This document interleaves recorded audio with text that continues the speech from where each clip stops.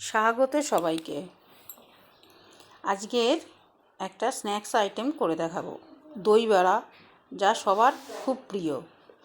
বিউলির ডাল নিয়েছি আমি 250 গ্রাম। এটা সারা রাত আমি ভিজিয়ে রেখেছি। আপনারা সারা রাত যদি সময় না পান, 4-5 ঘন্টা ভিজলেই যথেষ্ট। ভিজিয়ে রেখে একটা স্মুথ পেস্ট বানিয়ে নেব। অন্যদিকে আর একটা পাত্রে জল গরম করতে দেবো।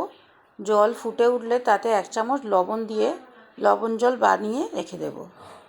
এদিকে ডালের পেস্টটা বানানো হয়ে গেলে একটা পাত্রের মধ্যে ঢেলে নেব। অল্প জল মেশাবো যাতে একটু নাড়া যায়। একটু নেড়ে নিয়ে স্বাদ মতো লবণ দেব। বেকিং সোডা নেব 1/2 চামচ দিয়ে এবারে ভালো করে নাড়তে থাকবো। একটা হুইস্ক নেব, হুইস্ক নিয়ে ধৈর্য ধরে অনেকক্ষণ ধরে ফেটাতে হবে। ফেটাতে ফেটাতে 1 বাটি জল নেব, নিয়ে 1 ড্রপ দিয়ে দেখব, যদি ভেসে ওঠে তাহলে ব্যাটার রেডি। এবার কড়াইতে সাদা তেল গরম করব, করে বড়ার মতো ভেজে নেব। গোল গোল করতে পারেন বা যেমন চ্যাপ্টা বড়া, যেরকম খুশি আপনার। বড়াগুলো এপিট ওপিট করে নেড়ে ভালো করে ভেজে নেব। ভাজা হয়ে গেলে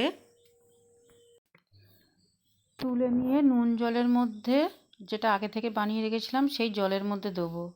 দিয়ে খানিকক্ষণ সোক করে 2 হাতের মধ্যে একটু প্রেস করে যে জলগুলো ভিতরে থাকে সেই এক্সট্রা জলগুলো ঝারিয়ে নিয়ে একটা প্লেটে তুলে নেব।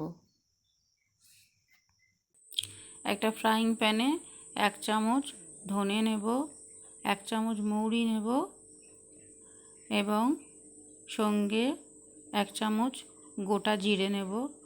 নিয়ে কয়েকটা শুকনো লঙ্কা দেব এবং সামান্য লবণ দেব। দিয়ে মশলাটা ভালো করে নেড়ে নেব। এবারে বানাবো গ্রিন চাটনি। 1 আঁটি ধনেপাতা নেব, 1 মুঠো পুদিনা পাতা নেব, 4-5টা কাঁচা লঙ্কা আর 1 ইঞ্চি আদা কুচি করে নিয়ে 1/2 চামচ লবণ। এর সঙ্গে আপনারা 6-8 কোয়া রসুনও অ্যাড করতে পারেন, দিলে আরও স্বাদটা ভালো হবে। একবার মিক্সির বাটিটা ঘুরিয়ে নিয়ে সামান্য জল দিয়ে একটা স্মুথ পেস্ট তৈরি করলে এবারে উপর থেকে সামান্য লেবু চিপে দেবেন। আপনারা পেস্টের সময় কাঁচা তেঁতুলও ব্যবহার করতে পারেন। দিলে তৈরি হয়ে গেল গ্রিন চাটনি। এবারে দইটার মধ্যে 1 বাটি দই নেব, তার মধ্যে স্বাদ অনুযায়ী বিট লবণ আর 1 চামচ চিনি দেব। দিয়ে হুইস্ক দিয়ে খুব ভালো করে ফেটিয়ে নেব। একটা ক্রিম টেক্সচার হবে। হয়ে গেলে রেডি হয়ে যাবে দই ফেটানো। এবারে যে বড়াগুলো ভেজে রেখেছি সেই বড়ার ওপর দিয়ে দইগুলো আমি ছড়িয়ে দেবো। আপনারা দইয়ের মধ্যে ডুবিয়েও দিতে পারেন, এটা যে যার ইচ্ছা মতো। দইগুলো সব বড়ার উপর দিয়ে ভালো করে ছড়ানো হয়ে গেলে উপর থেকে তেঁতুলের চাটনি দেব। তেঁতুলের চাটনির রেসিপি কেউ যদি দেখতে চান, আমার আগে ভিডিও ছাড়া আছে, একটু দেখে নেবেন। তেঁতুলের চাটনি ছড়ানো হয়ে গেলে যে গ্রিন চাটনিটা বানানো হলো, ওই গ্রিন চাটনিটা উপর থেকে ছড়িয়ে দেবো। যে ভাজা মশলাটা বানালাম, ওই ভাজা মশলা উপর থেকে ছড়িয়ে দেব। তারপরে ঝুরি ভাজা, একটু উপর থেকে ঝুরি ভাজা ছড়িয়ে দেবো। ঝুরি ভাজা না দিলে স্বাদটাই অপূর্ণ থেকে যাবে।